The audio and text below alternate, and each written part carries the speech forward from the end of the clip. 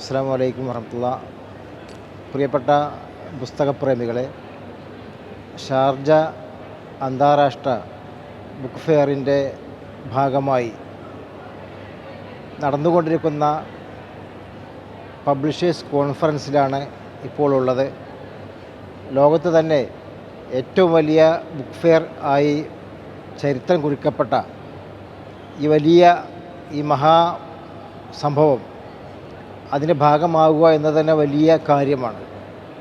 വായനയും പഠനവും പ്രോത്സാഹിപ്പിക്കുക എന്നതിൻ്റെ ഭാഗമായാണ് ലോകത്തുള്ള എല്ലാ രാജ്യങ്ങളിൽ നിന്നുമുള്ള മിക്കവാറും രാജ്യങ്ങളിൽ നിന്നുമുള്ള പ്രസാധകർ ഇതിൽ പങ്കെടുക്കുന്നു.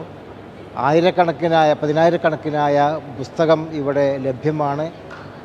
1000-ലേറെ പ്രസാധകരുടെ പുസ്തകങ്ങൾ ഇവിടെ ലഭ്യമാണ്. ഇതിന് തുടക്കം കുറിച്ച ഭരണാധികാരിയെ സംബന്ധിച്ചിടത്തോളം വലിയ ഒരു കാര്യമാണ് അദ്ദേഹം ചെയ്തു വെച്ചത്. വായന മരിക്കുകയാണ്, വായിക്കാൻ ആളുകളില്ല എന്നൊക്കെ പറഞ്ഞുകൊണ്ടിരിക്കുമ്പോഴും ഇത്തരത്തിലുള്ള പുസ്തകമേളകളുടെ വിജയം കാണിക്കുന്നത് വായന ഒരിക്കലും മരിക്കുന്നില്ല, മറിച്ച് ആഴത്തിൽ പഠിക്കാൻ ആഗ്രഹിക്കുന്ന, വായിക്കാൻ ആഗ്രഹിക്കുന്ന, ചിന്തിക്കാൻ ആഗ്രഹിക്കുന്ന, അതുപോലെ തന്നെ വൈജ്ഞാനികമായി ഉയരാൻ ചിന്തിക്കുന്ന, പഠിച്ചുയരാൻ ആഗ്രഹിക്കുന്ന ആളുകൾക്ക് വലിയ ഒരു പ്രോത്സാഹനവും വേദിയുമാണ് ഇത്തരത്തിലുള്ള പുസ്തകമേളകൾ എന്നതിൽ യാതൊരു സംശയവുമില്ല. വിസ്ഡം ബുക്സ് ഇപ്രാവശ്യവും എല്ലാ വർഷത്തെയും പോലെ തന്നെ വിസ്ഡം ബുക്സിൻ്റെ ഷാർജ അന്താരാഷ്ട്ര പുസ്തകമേളയിൽ എല്ലാ വർഷത്തെയും പോലെ തന്നെ ഇപ്രാവശ്യവും വിസ്ഡം ബുക്സിൻ്റെയും പീസ് റേഡിയോയുടെയും സ്റ്റാളുകൾ ഉദ്ഘാടനം ചെയ്യപ്പെടുകയാണ്. നാളെ അതിൻ്റെ പണികൾ പുരോഗമിച്ചു കൊണ്ടിരിക്കുകയാണ്. വിസ്ഡം ബുക്സ് പുറത്തിറക്കിയ പുതിയ ഒരുപാട് പുസ്തകങ്ങളുണ്ട്, പഴയ പുസ്തകങ്ങളുണ്ട്. അവയെല്ലാം നമ്മുടെ സ്റ്റാളിൽ ലഭ്യമാണ്. അതുപോലെ തന്നെ പീസ് റേഡിയോയുടെ പ്രത്യേകമായ കൗണ്ടറുണ്ട്.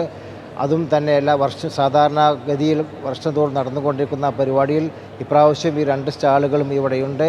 വിസ്ഡം ബുക്സിൻ്റെ സ്റ്റാളുകൾ ഇവിടെയുള്ള എല്ലാ ആളുകളും സന്ദർശിക്കണമെന്ന് പ്രത്യേകമായി ഉണർത്തുകയാണ്.